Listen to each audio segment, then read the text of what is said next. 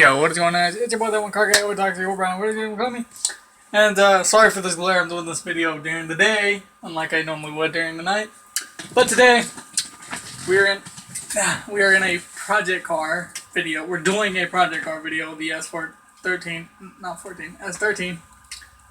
And so far, we have done pretty much everything: body kit, paint, suspension, brakes, clutch, and limited slip differential, or LSD for all the car guys out there. If you guys don't know what the limited slip differential is, it basically helps the tires from limited spin. So, yeah. So today we're going to be focusing on power. Yeah, power.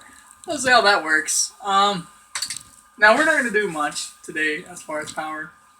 We're going to do this, just the engine. We're going to focus on exhaust and turbo last.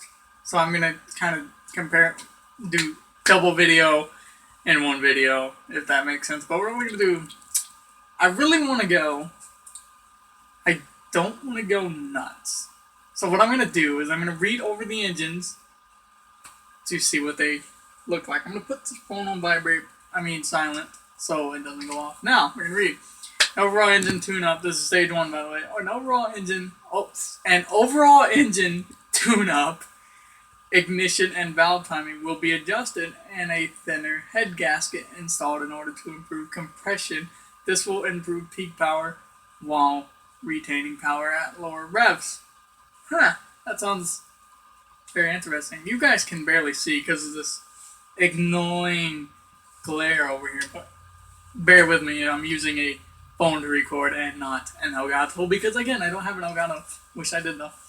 Okay, stage 2. High compression pistons will be installed and the head surfaces ground down to improve the overall compression ratio. Additional, the camshaft will be replaced, stronger valve springs installed, and the parts polished in order to achieve higher revs and higher power outputs than at stage 1.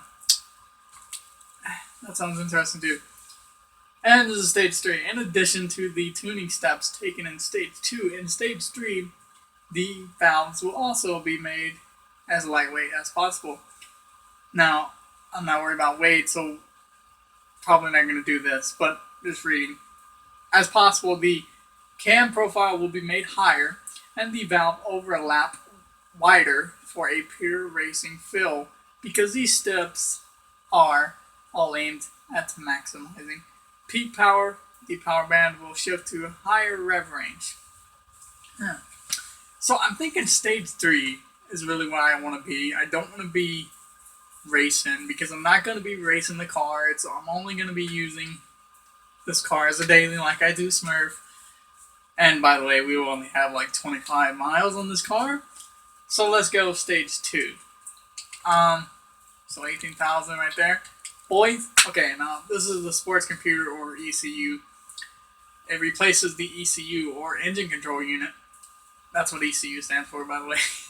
With one designed for sports driving. By adjusting the ignition time and valve timing, the fuel air mixture and amount of fuel injected to be more efficient, it produces an overall increase in torque and power. So we're going to go with that. And we're also going to do a 0 to 60 time. I know the time means nothing, okay? I do, I know. But just because it's a project car and whatnot, I figured it'd be kind of appropriate. You know, overall it doesn't really matter because it's just the time. But at the same time, you know, I kind of want to do it because I want to see how much the car's progressing at the time. I'm going to write down these times. But we're not going to do that yet. We're going to cut to that at the end before the outro. And we're going to go ahead and test drive the car. I'm sorry, things are moving. Let me move this table over. Okay, so we're going to test drive the car. I don't know why we need to test drive it. But of course we're going to Sarth, because that's like my favorite track, according to almost everyone. Probably true, actually. But I don't care. Why don't I care? Because why not? This video is only 4 minutes, so we're talking good in time. I'm going to try to make this short as possible.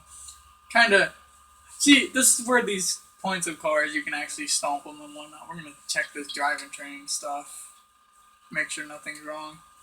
And don't worry, guys. The tune, we're gonna reset the suspension tune because I know we tuned it. We're gonna reset it because you know, that's the proper thing to do and whatnot. Because I want it kind of handle better than it does because it understeers.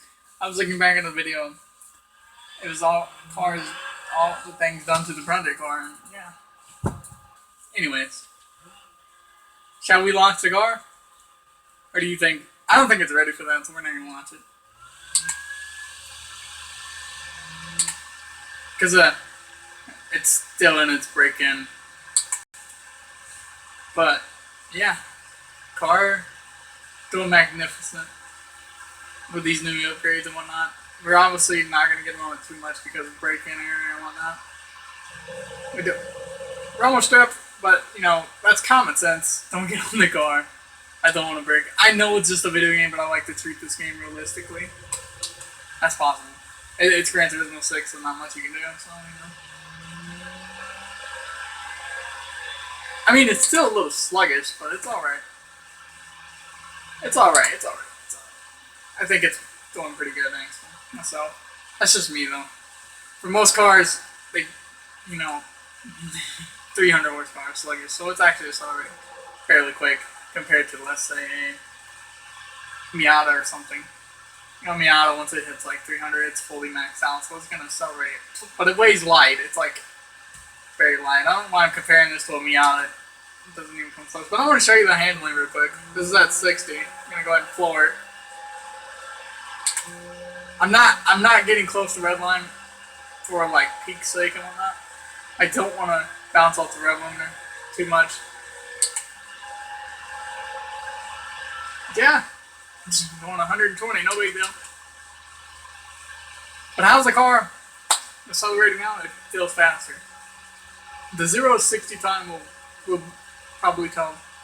Not that much of a difference, but then again, who knows? Because I don't. You know, Smurf only seemed like a 200 millisecond difference when we added the supercharger on. By the way, guys, Smurf is doing excellent with the supercharger. It's got like 4,350 or 49 miles on it now.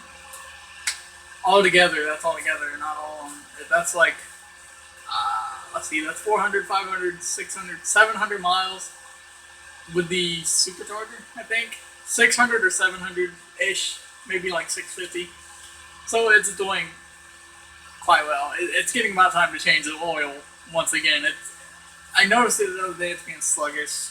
It's not there anymore. It depresses me. I gotta get around to changing the oil. So we might do that very soon. But this car, just look, it's holding a straight line. I'm not touching my wheel at all. See, clapping hands, boys. Obviously, it's gonna go to the right here. No, it did do it. All right. I'm stupid, but. I think I'm going to that out. There is no chicane, so we're going to stop there. I'm going to pull over on the side of the road. My phone's on the floor right now. Pick that up. Check kick while driving, because you know that's safe. But car's doing quite well with these upgrades.